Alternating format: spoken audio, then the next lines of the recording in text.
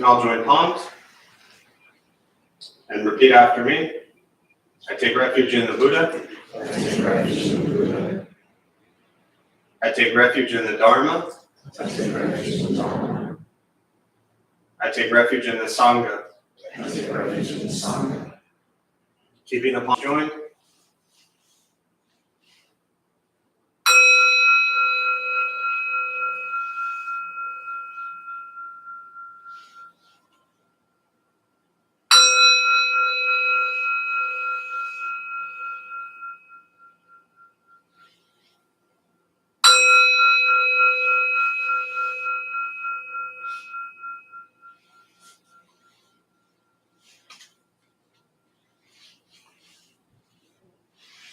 Put the palms down.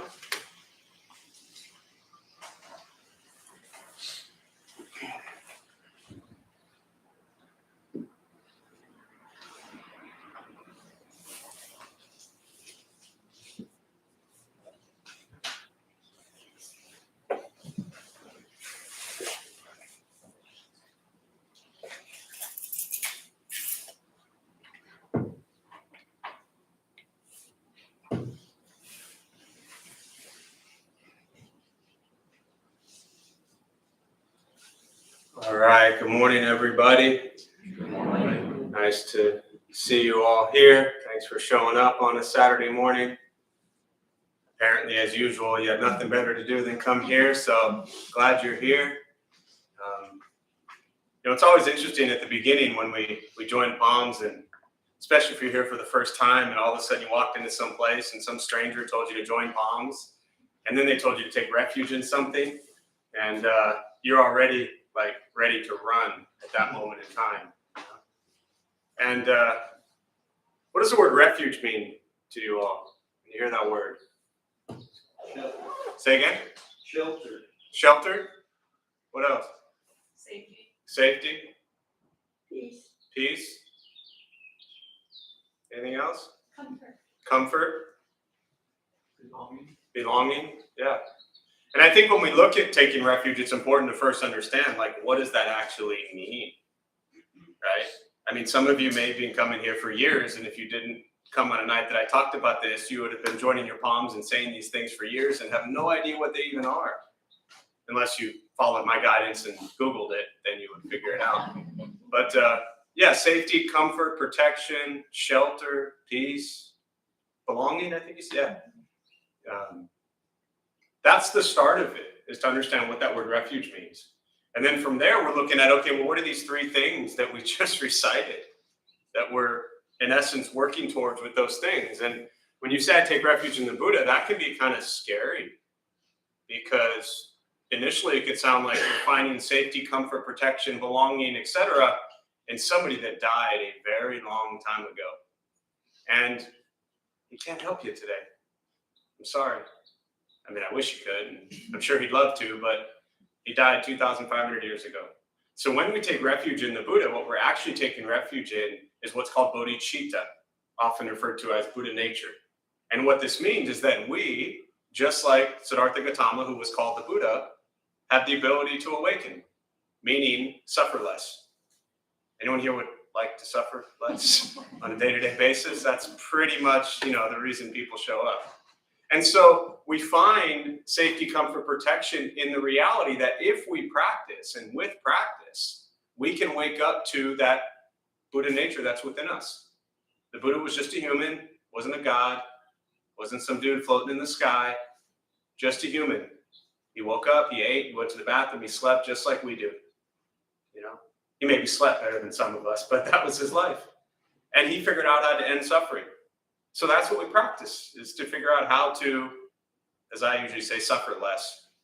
I think if you have this goal of like, I'm going to end suffering tomorrow, then you're just going to get frustrated. So for me as a practice, I often say, can I suffer less today than I did yesterday? And if I can work on that and bring that into my life, then, I'm good with that. And the second one is the Dharma. We take refuge in the Dharma. And the Dharma are the teachings. Everything we look at that the Buddha said, loving kindness, compassion, joy, equanimity, generosity, morality, patience, diligence, concentration, wisdom, all these words that really exist in most, if not all, religions. Those are the teachings. And so if we practice these things in our lives, if we're more, kind, compassionate, forgiving, understanding, loving, then that can lead to a peaceful, happy life. And the third one is the Sangha. And that's just the community. Not just that, but that's the community. Those are the people that you practice with, the people you sit with, the people that hold you accountable, the people that challenge you, the people that frustrate you. I love having sanghas for years, because if you sit with the same group of people for a long period of time, we're human, and I'm sure none of you judge anybody here, right? It would never happen. Once you walk in these doors, all your judgment just immediately goes away. But when you sit with sanghas for a long period of time and you have a lot of the similar people, there are these judgments that we start to form about other people in the room. And the beauty of that is, in spaces like this, you practice just surrendering that and realizing that the people here are no different than you are. They're struggling to get through their day just like you are. And so we practice together. I often look at Sangha as well as anywhere you are with a group of people. And the way people treat people in spiritual places very often is pretty nice, right? My guess is nobody came here today with the intention to be mean and nasty to somebody else. So what if you got on the freeway at 5 o'clock and treated every other car on the road as your Sangha? You might be nicer to people. If you get on that customer service call that you've been waiting for 45 minutes to finally get connected to somebody, what if that person on the other end of your line was your Sangha? And then you would treat people better. So that's what we're taking refuge in. The Buddha within us, the awakened being, the teachings, the practice, and the community that comes together. So with that, thanks for showing up. We'll go ahead and start with the meditation practice. For those who are joining virtually, thanks for being here. Glad to see you all. Feel free as you are to chime in, say hello. We'll start with the meditation practice. A couple things to tell you before we begin. Nothing's going to happen to you. You're not going to float away. You're not going to have any mystical, magical experiences. The mind that races all day long is not going to shut off. Don't judge your practice, meaning don't ask yourself, is this working or not working? Are you doing it right? Are you doing it wrong? We're just going to sit. We're going to breathe. You'll hear sounds inside the room, sounds outside. This is life. Life is filled with chaos. And this practice is learning to get quiet and still within all of the chaos. Posture, you just want to be comfortable. If you are on a cushion, often helps sliding to the front third, pushing the stomach forward, allows the back to straighten. Shoulders are relaxed. Hands can be on the knees or in the lap, whatever's comfortable. If you need to move, simply move. Movement doesn't make you a bad meditator. It just means you have an itch or your leg hurts. So simply move and return to stillness. I will guide us as we begin, and we'll settle into a little bit of silence. Most important, do not expect anything from this practice. We're just going to sit and breathe.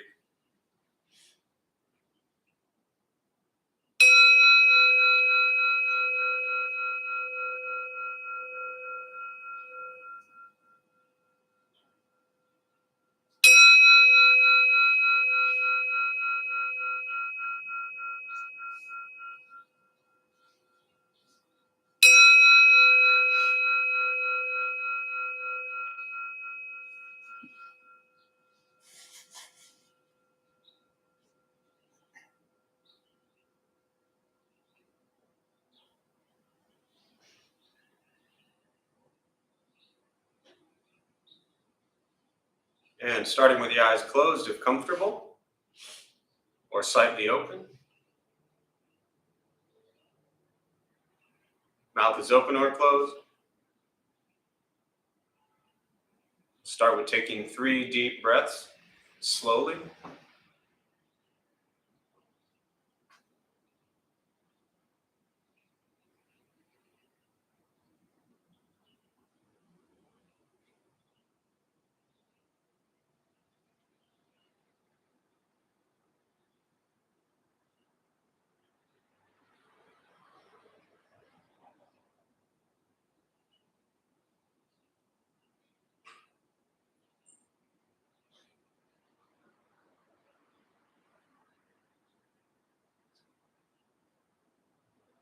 And eventually, you'll settle into a natural rhythm of the breath.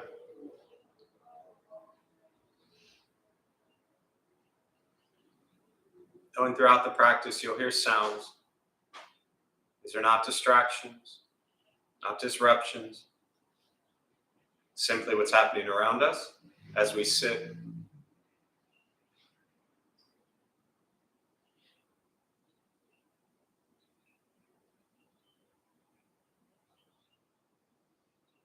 Noticing the mind as it wanders, jumping from thought to thought.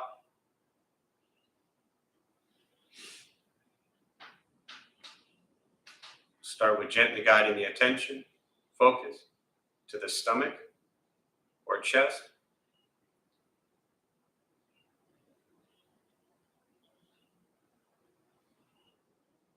Breathing in, feel them rise.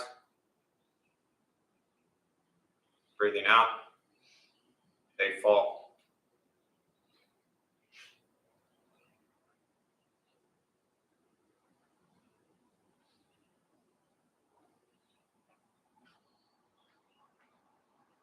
Simply continue this practice,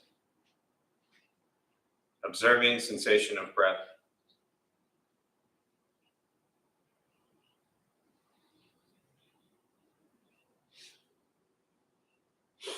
Expecting nothing but to sit and breathe.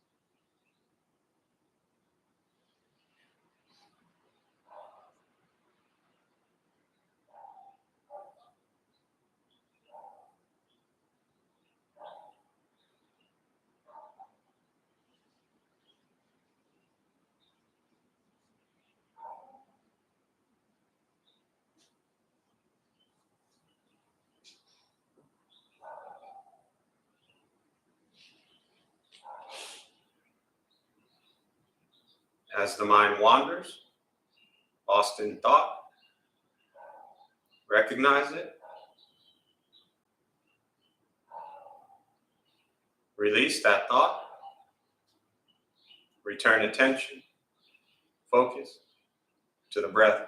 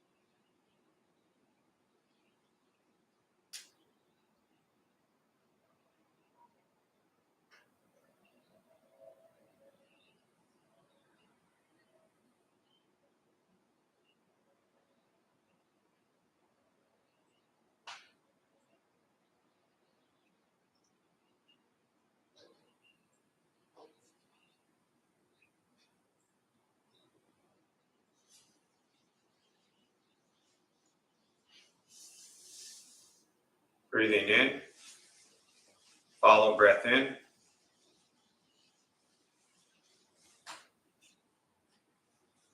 Breathing out. Follow breath out.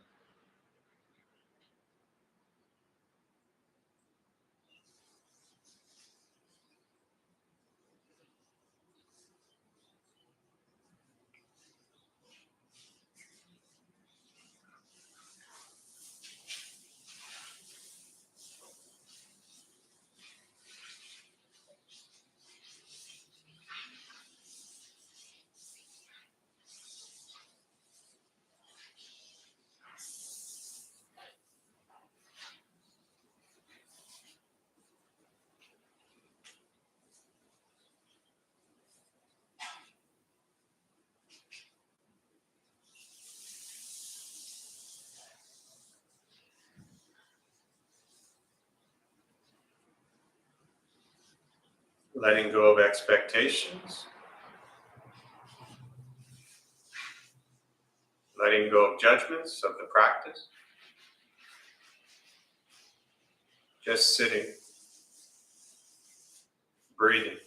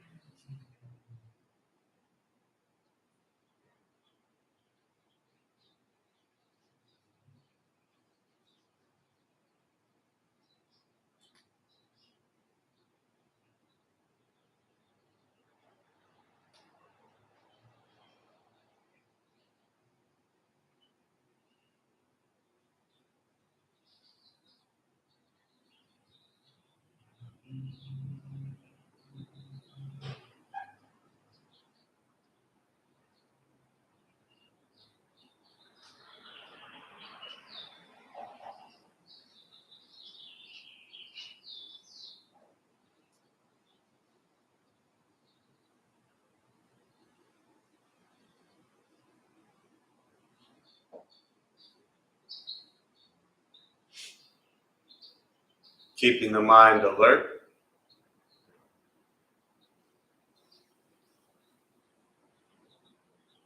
Aware of each sound.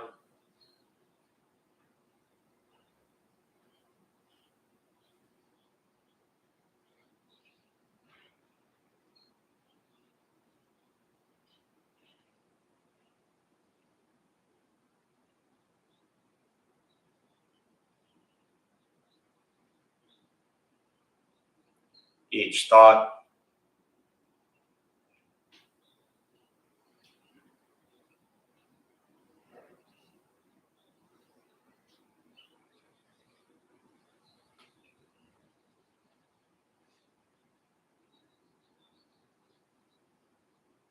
Each physical sensation.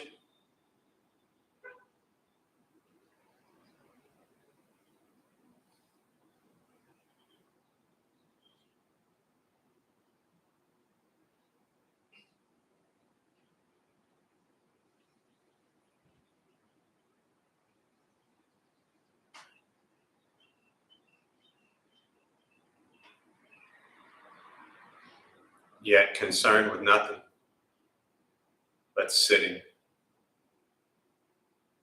breathing.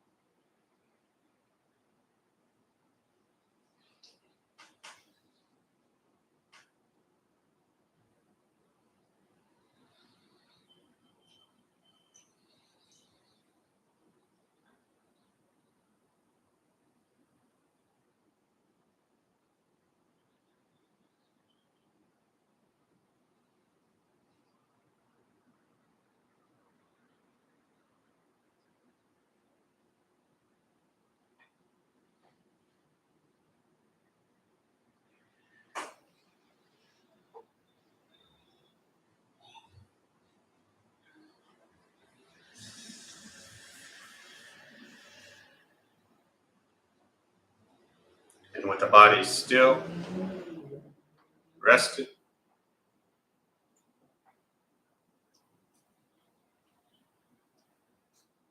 and the speech quiet, aware of all sounds,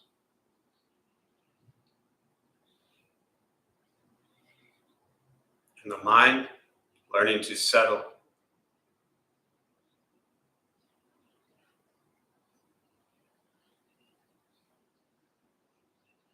Know what it's like to just sit and breathe.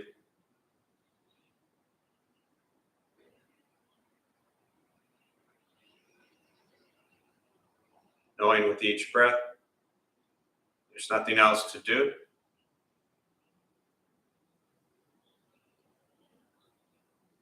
Nowhere else to go.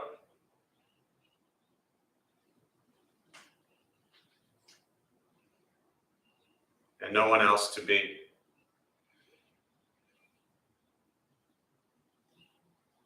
Everything beautiful, exactly as it is. Sitting, breathing.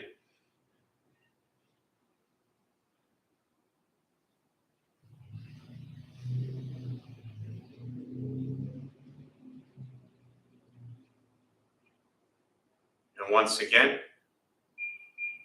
taking 3 deep breaths, slowly.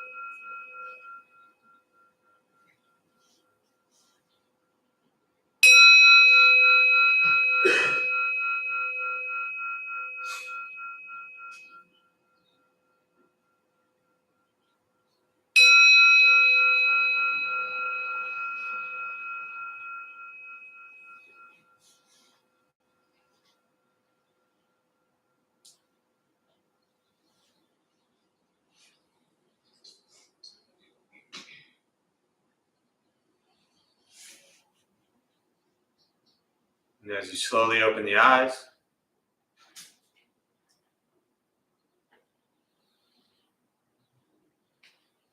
slowly beginning to move.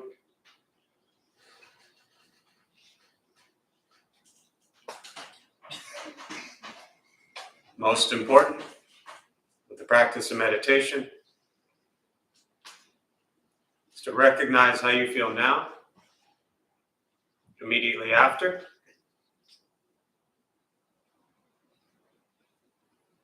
Compare this to how you typically feel throughout your day. Recognize the difference, if there is one.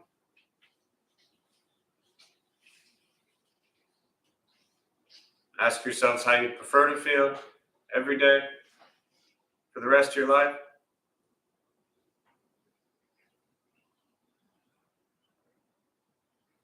And know that however you feel now, if it's quiet, calm, and still, or a busy mind, racing mind, whatever you're sitting with at this moment, has nothing to do with anything I said. It's not from how we sit and hold the hands or cross the legs.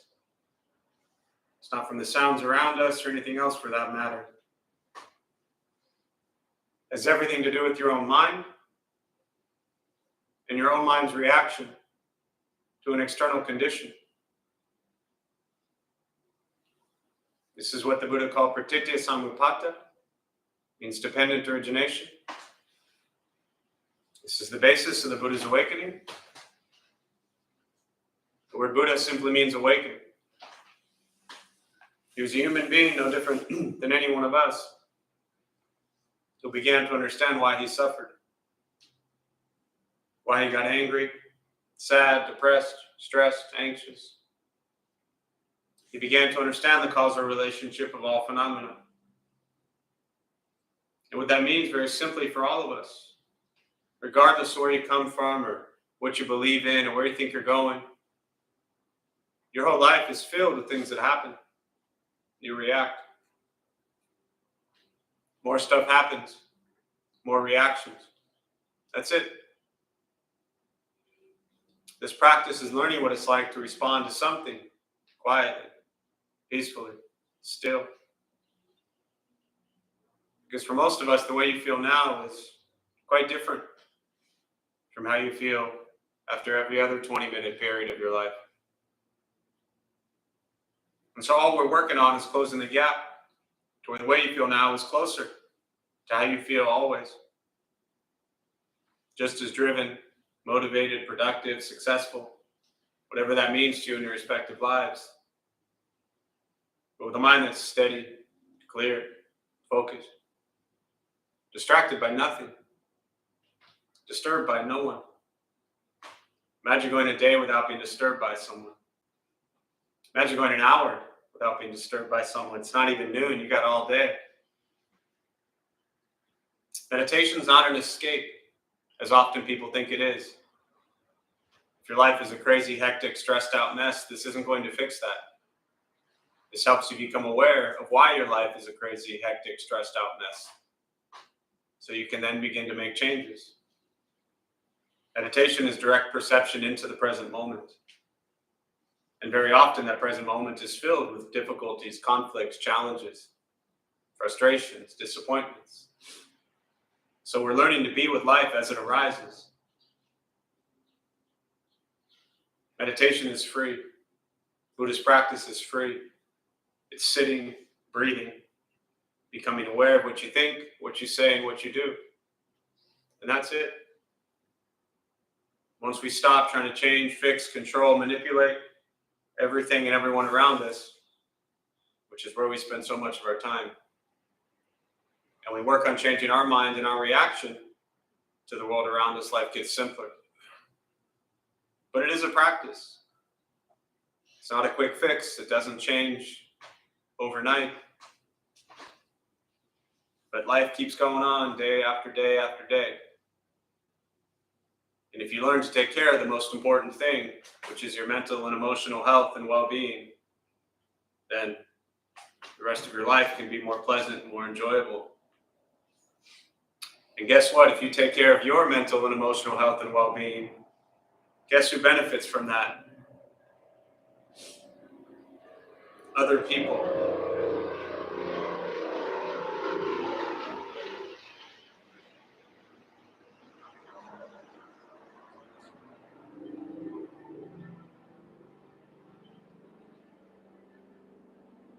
And I know initially we begin this practice for us to deal with our stress, our anger, our sadness, our anxiety, our depression, whatever emotions you're challenged with. But we quickly realize that as we're managing and taking care of that, that deeply impacts those we know and love and those we don't know and don't love. But it really changes the way we interact with the world. So start by taking care of yourself first and see what that does for you. So with that, I'll pause. For me, I really just prefer to respond to questions, meditation, Buddhist practice, anything that you're sitting with. And we used the rest of our brief time this morning, and I'll respond to questions. And again, for those who are joining virtually, welcome. There's a chat box on your screen somewhere, as you, many of you have already chimed in, but feel free to, if you have any questions, put them there and I'll do my best to respond.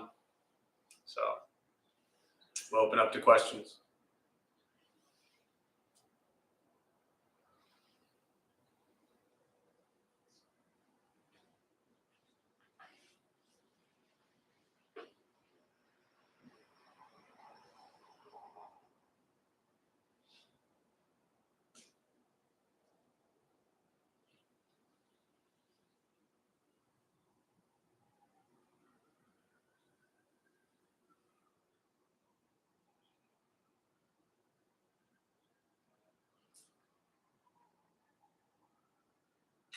finally answered all our questions. I tried.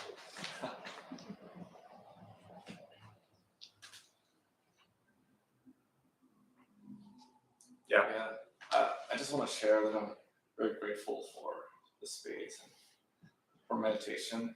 I've been meditating more regularly, and I do a lot of meditative walks, and that helped a lot. Yeah. Just feeling better on my day. And I started just doing meditation or pseudo meditation throughout the day, just whenever I find myself alone. And lately I've been doing it while I'm driving, so like I'm still paying attention to the road. Yeah. But I realized that I had a lot of dukkha while I was driving, because I, try to get to point B in the fastest way possible. Maybe go all the way around and maybe like almost double my mileage, but I had the feeling that I was moving. Yeah. And so I can see that rate now, and also like I would play like a podcast because I had to stimulate my mind. you Yeah. know? So like different levels of dukkha, impermanence, and Yeah. conditioned states. But with the pseudo meditation while driving, I was able to just let go of that and sort of like not experience desire. Yeah. So I'm very grateful for that. The first time I sort of like felt like I was floating, but that was my own self-validating sense that is creating sankhara, or its own conditioned state to make me more into it, which is kind of like a coping mechanism. But after that, I was able to recognize that, and now I just try to enjoy reality as it unfolds. And just let it be. Beautiful. So thank you. Thank you. Yeah, I appreciate you sharing, and just to touch on a couple of things you said, I think it's important for all of us to recognize that, meditation is more than just, or different than just, or includes things other than just sitting on a chair or a cushion and closing your eyes. That the practice really is, as was taught, sitting, standing, walking, lying down. And so however you are bringing meditation practice into your daily life is beautiful. And through walking meditations, which are phenomenal, even with the driving meditation, make sure you keep your eyes open when you do that. Ironically enough, years ago, I used to lead meditation every week at KPBS, and I'd go in every Monday and with the staff, and we would joke about doing like an on-the-air meditation, like during 5 o'clock traffic, and started as a joke, and then we talked about it seriously, and then for various reasons we didn't do it. But driving is really a very stressful environment for people. And so one thing you can do to start is, as soon as you sit in your car, before you even turn on that ignition, just close your eyes and take 3 deep breaths and just settle into, okay, here I am. I'm sitting in my car. And that's it. And just be with that for a moment. And then as you start driving, if there's traffic, if you're in a rush, if you're angry, you don't need the music blaring. You don't need the distractions. You don't need the thoughts of everybody's in my way. How dare they get in my lane? Move. Just get quiet and just be with what's happening around you. And that can be a beautiful meditation practice, because again, meditation is not the escape. It's absolute awareness of the present moment. And what we often fail to realize is that in our day-to-day lives, and this is really what we're talking about, is that meditative mind is with us every moment, or we have an opportunity to practice it every moment if we allow it to. But the mistake we often make is we think that there's our entire life, and then there's our 10 minutes of meditation, or 5 minutes, or 20 minutes, however long you sit. There is no difference. Your life is your meditation. Your meditation is your life. You're bringing that mind of concentration and focus and awareness into everything you're doing.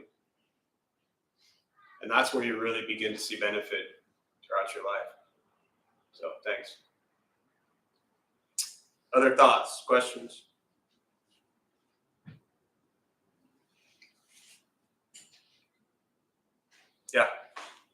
it's fascinating to hear other people and how their experiences of meditation is similar and different than your own. Yeah.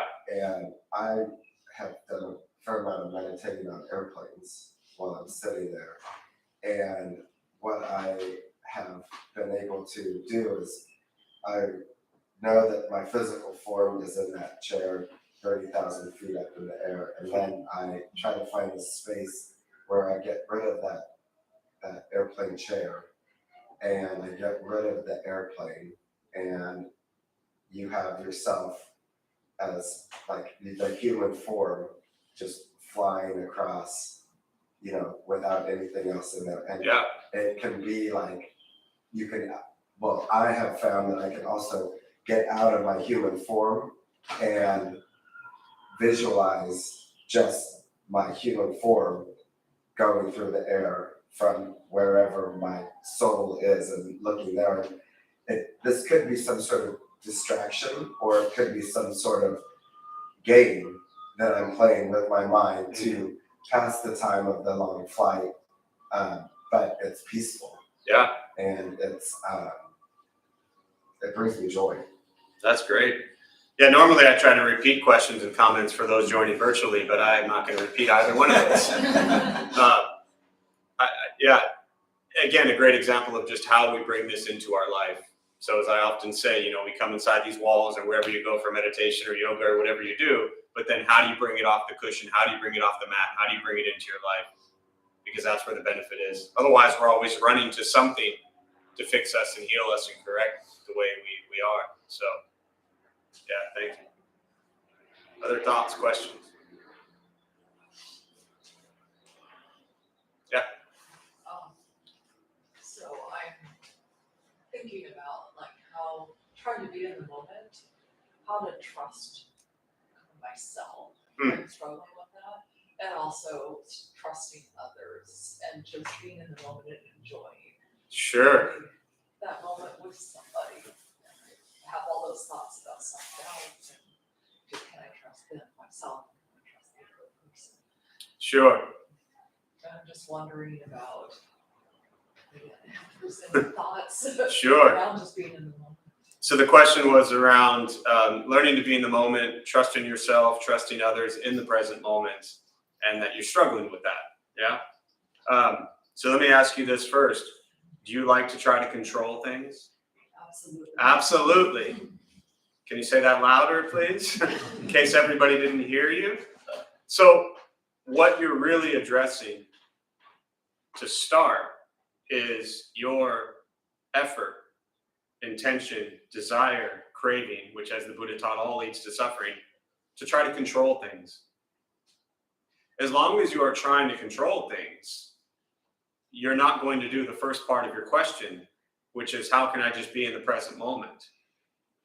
Because if you're in the present moment and all you're doing is focused on trying to fix it, change it, correct it,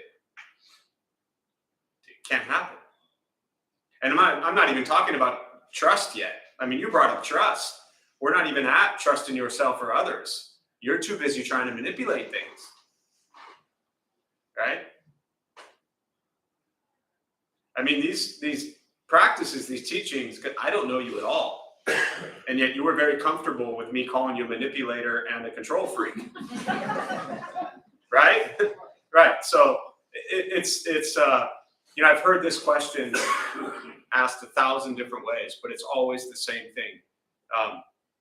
And what it's rooted in, what do you think it's rooted in? There you go. Say that louder. Fear. Yeah. Weird tip I learned to read lips years ago. Just keep that in mind if you say nasty things about me. It's rooted in fear. You're afraid. Now, our effort to try to control things is this craving and desire to think that things are supposed to be a certain way, as opposed to embracing how things actually are. And what happens is we create these stories in our head. And I mean, any even simple things, forget like heavy, meaningful things. Do you like to cook?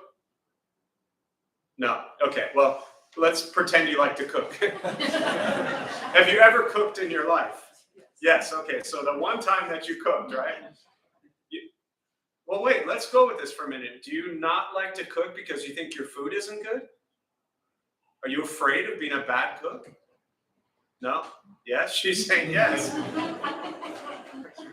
So let's just use this example. Cooking, for example. Simple things, right? Often, when we're preparing a meal, we're so focused on what? How it's going to turn out. Is it going to be good? Are people going to like it? What are they going to think? Am I going to like it? Is it going to taste a certain way? Just cook. Do you like pizza? All right, I'm 1 for 2. So when you eat pizza, just take a bite and eat pizza. Beyond the judgment, expectations, critiques, the pizza's already there in front of you. There's nothing more to do but just eat. Life can be this way. So the trust will happen naturally when you let go of fear of how things are going to be. And you just be with the slice of pizza. Be with making food. Now, does that make sense so far? This is not easy to do because we've spent our entire lives, most of us, conditioning ourselves to critique, judge, and we do these as defense mechanisms to keep ourselves safe. Often those of us who have difficulty trusting people have been hurt a lot, and so our lack of trust is just always there. And the sad part is, while there's truth to that, that also actually stops us from being able to be alive and free and opening up to the ability that there are people you can trust and there are people that you can't trust.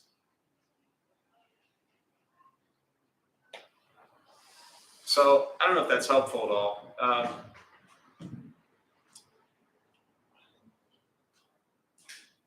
When we stop trying to control so many things around us, a lot of the fear goes away. There's a great acronym for fear: false evidence appearing real.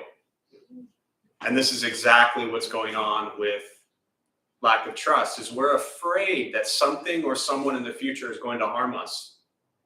And that something or someone in the future doesn't even exist yet. All that exists is present moment. And can we just appreciate it? Within be safe, right? Always an asterisk that says, be safe. I'm not suggesting we walk into harmful, dangerous, violent, abusive situations and put on this kind of like fake Buddhist mask that says, oh, I'm not afraid of anything. No, I mean, there are things that we definitely should remove ourselves from that are very serious. But these are not often the things that we're so worried about on a day-to-day basis. They're little things. So, and this is where the meditation practice is important, because you're learning to just be with your breath and your thoughts and the present moment. So, yeah. Other thoughts, questions?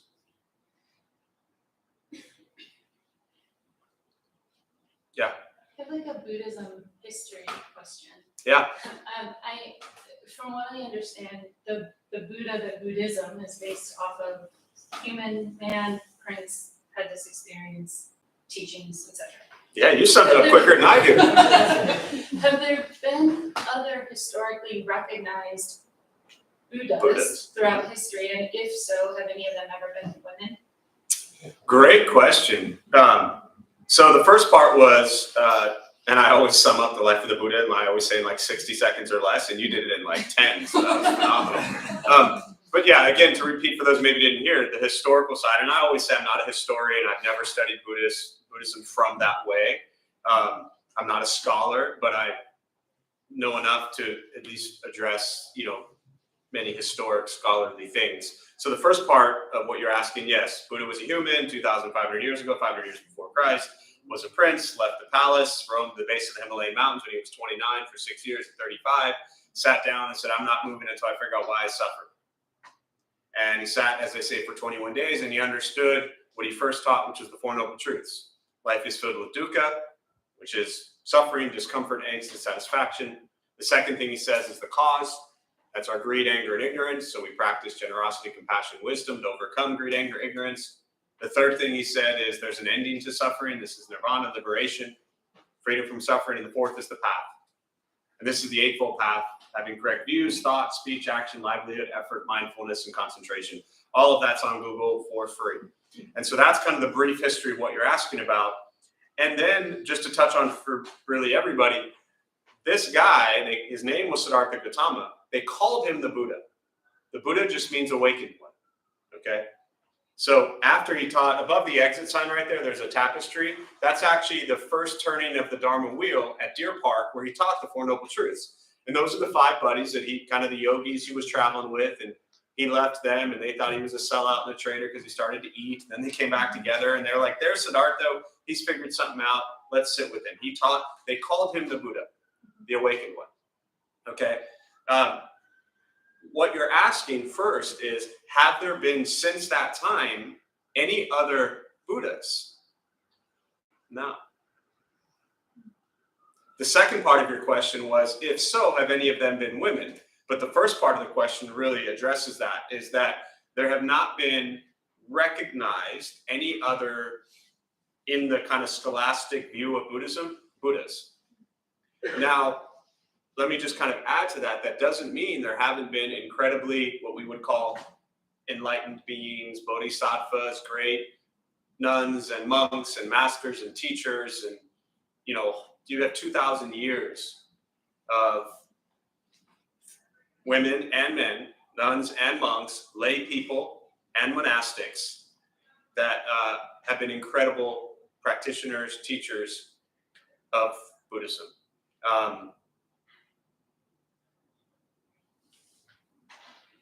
But I'll say this, that the oppression of women in Buddhism is no different than the oppression of women in the rest of the world. Meaning it exists. It exists because of cultures and countries. Does that make sense? Yes. So, unfortunately, it is there. Karmalekshi Soma is a dear friend. Many of you know her. She's taught here for years, Tibetan Buddhist nun, and a professor USD for about 30 years, just retired, moved back to Hawaii, but she would teach for us a couple times a year. And her fight, her passion always has been to support the monastic tradition for women within Buddhism. Also interesting to know that you realize, maybe you don't, but do you realize that, does that make sense so far? I'm kind of rambling, but yeah. So it's not like, well, let me tell this part of it, and then you can make your own, what you think. Do you realize that when the Buddha first taught, women were not allowed in the Sangha? They were not allowed to ordain, I should say. It was only men. This is India. 2,500 years ago, there was a caste system, right? And at the beginning, men only. It was a boys' club. And then the Buddha's aunt who raised him, his mother died at birth. So about 7 days after the Buddha was born, his mother died. And so his aunt, his mother's sister, raised him from 7 days on. And one of the Buddhist disciples came to him, I forget which one, but it doesn't matter, and said, it was a dude, and said, hey, she would like to ordain. And he said, women are not allowed.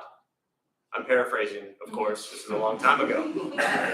And the disciple said to the Buddha, well, doesn't she have the same faculties to awaken as we do, as a man does? He said, yes.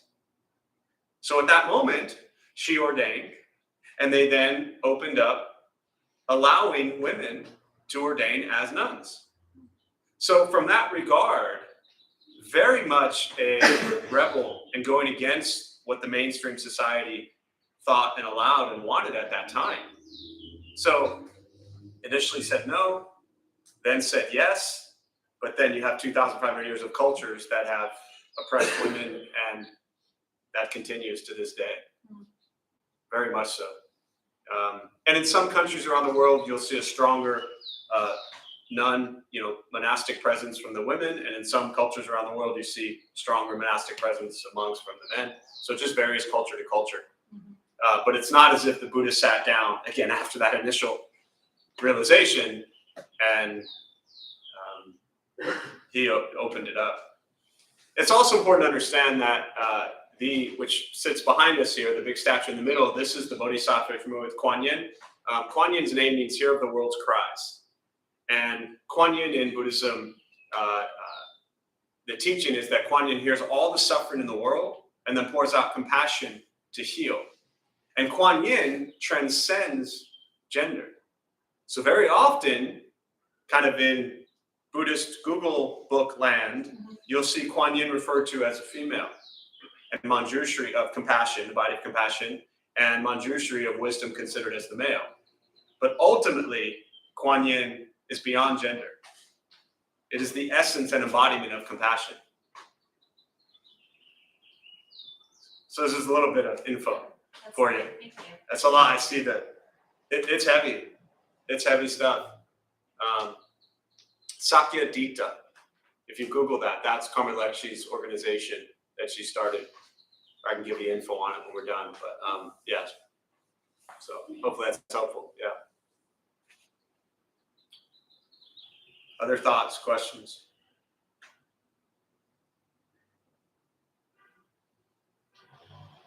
But Buddhism definitely needs more women as leaders, and yeah, definitely. And less old, white, straight men. Says I. Say again. Hang on, there was a hand there. Hang on. Go ahead. Yeah. No, I agree. Pema Chodron is an amazing. Oh yeah, Pema's phenomenal. Yeah. Question, kind of going off of the other question really meeting where you kind of talked about control and being in the present moment. How can we approach kind of decision making when we have to kind of take into that? Not necessarily control, but like when it comes down, we have to make a decision. How can we kind of approach that? So if I'm hearing your question correctly, you're asking how do we, in the moment, make a decision, but at the same time surrender control?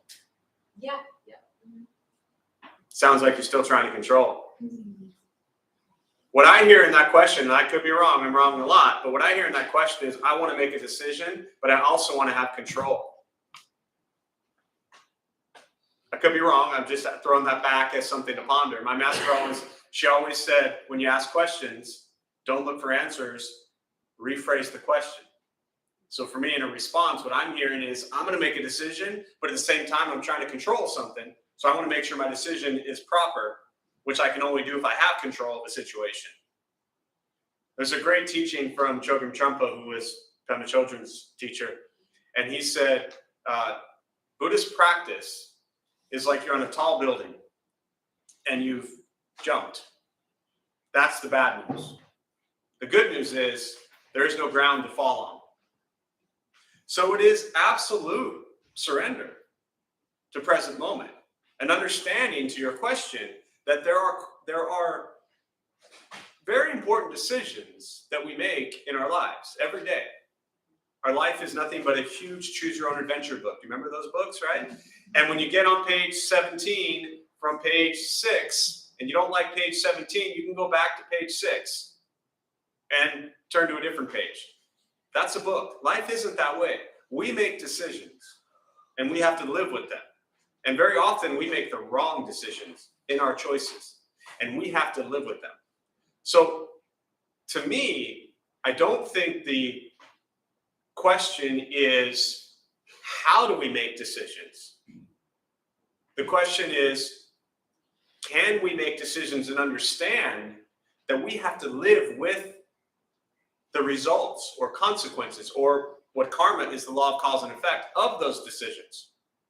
And if we make each decision surrendering the ability of trying to control anything, then we're actually present. And when we make decisions that are harming ourselves or others, we need to recognize that. And as quickly as possible, make different decisions going forward. But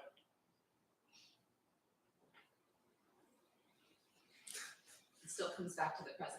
It just comes back to, yeah. I mean, the kind of the textbook answer would be in every moment, in every decision, come from a place of non-attachment, come from a place of wisdom, come from a place of compassion, come from a place of kindness, come from a place of, is this all about me, me, me? Or is it all about letting go of the self and ego and doing what's kind and compassionate for others? If we factor all those intentions, which is really what Buddhist practice is about, what is your intention? If we put all of our intention to each decision to make it that everybody else is equally as important as we are, then beautiful. But if we're still stuck on trying to control the situation and make sure we get what we want, because that's all control is, getting what we want. And in this practice, wanting, craving, desiring leads to suffering. So,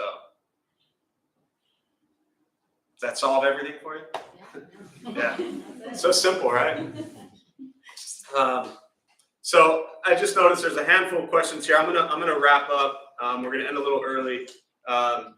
Actually, it's right on church bell time, but we're gonna end a little early. There are some great questions here about the 3 bells, and then another question about Buddhist holidays or holy days. But just out of respect for time, I'm gonna table those for next time if you're okay. And then there was a message from Martina here as well, wishing everyone who celebrates Easter happy Easter, and wishing everyone who celebrates Passover happy Passover. So thanks for that, Martina, as well. So we're going to join palms as we close. May the benefit of this practice be shared with all beings in all directions. May any merit gained from this practice be transferred to those who need it most. May all beings be at peace. May we all be at peace and free from suffering.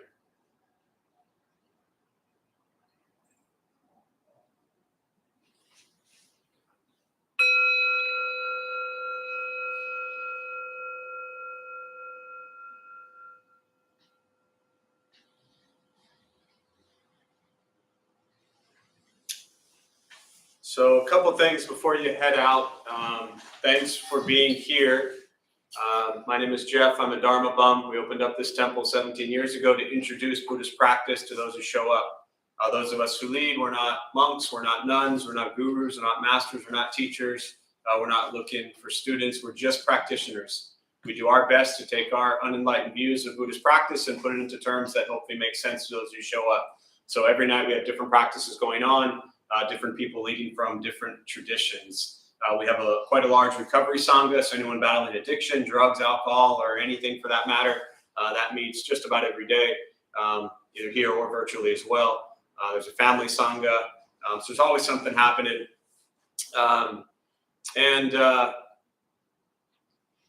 Yeah, just want to transition real quick. We do have a special guest here today. I'll just say a few words and then invite Bob up. But about 5-6 years ago, maybe 6 years ago already, but representing Dharma Bum Temple, for me, I had the incredible honor and privilege to participate with San Diego Pride and the Pride Parade, and initially starting with at St. Paul's Cathedral, the lighting up of the cathedral. I know many of you are familiar with that, have gone to that beautiful event where the big church lights up to celebrate Pride Week. And for me, it was really beautiful. We walked that one year, all the interfaith, many religious leaders coming together and leading the parade to show kind of the joining support from the various religions, which for me was still one of the greatest things I had ever done. Super moving and just a beautiful experience for me personally. So fortunately enough, they've been crazy enough to invite me back each year to light up the cathedral and speak a little bit or be part of that. And so recently we've reached out again to San Diego Pride and we have just kind of offered our support in any way to help at the Pride Festival this year. So Bob, do you want to come up here? Sure. I just told him about an hour ago that I was going to invite him up here and give him an opportunity to share. But, you could anywhere, yeah. Please, you can sit, stand either way. So this is Bob Lay, program manager at San Diego Pride. And I have promised Bob that we're also running a little program right now, but I promised Bob that July 17th, which is the day after Pride, that we're going to have 20 to 25 volunteers from Dharma Bum Temple. Please, yeah, see, I promised. 7 a.m. to 2 p.m. And we get food and coffee, and you get free festival tickets. But we're going to help clean up the day after, because apparently they get 2,200 volunteers, and the day after, nobody wants to help that day. So I'll turn it over to Bob, and just grateful to have you here. Thank you again, Bob Lay. Pronouns are he, him, his. And I've been with San Diego Pride as a volunteer since '98. And have been on staff. I retired from a different career and have been with San Diego Pride on staff since 2017. Years ago, we wanted to be more than a festival and parade. We wanted to be a year-round program, a year-round LGBT building community, building up the community, developing leaders. So we've created programs like our Latine, our Queer Asian Pacific Islanders, our women programs, our youth programs, our military programs. These are all year-round activities. And one of those programs was Devout, D-E-V-O-U-T.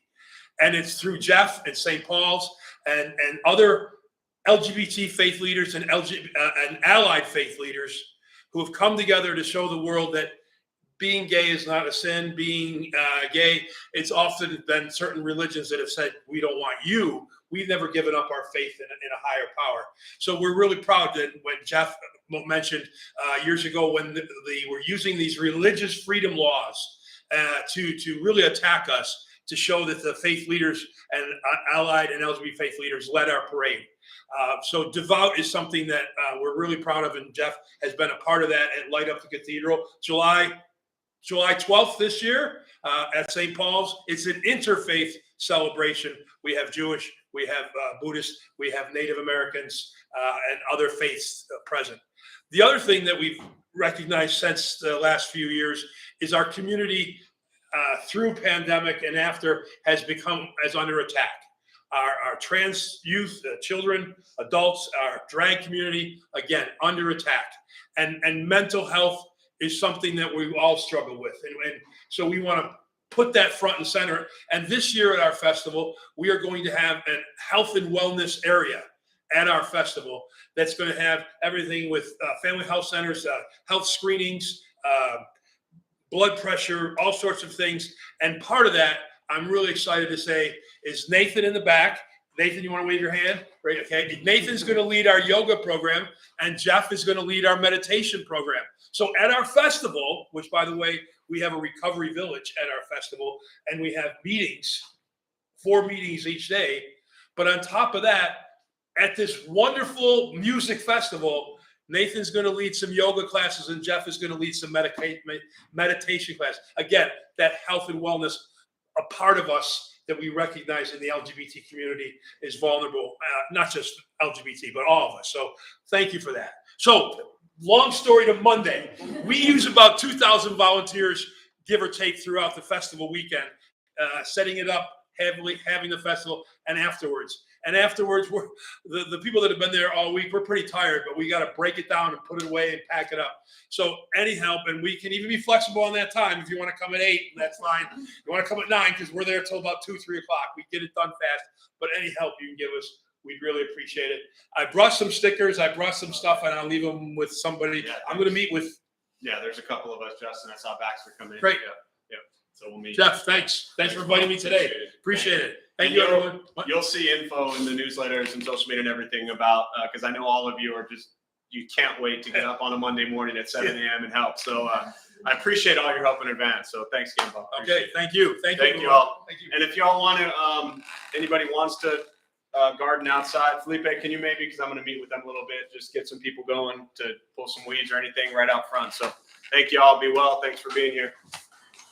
Thanks again, Bob and Nathan.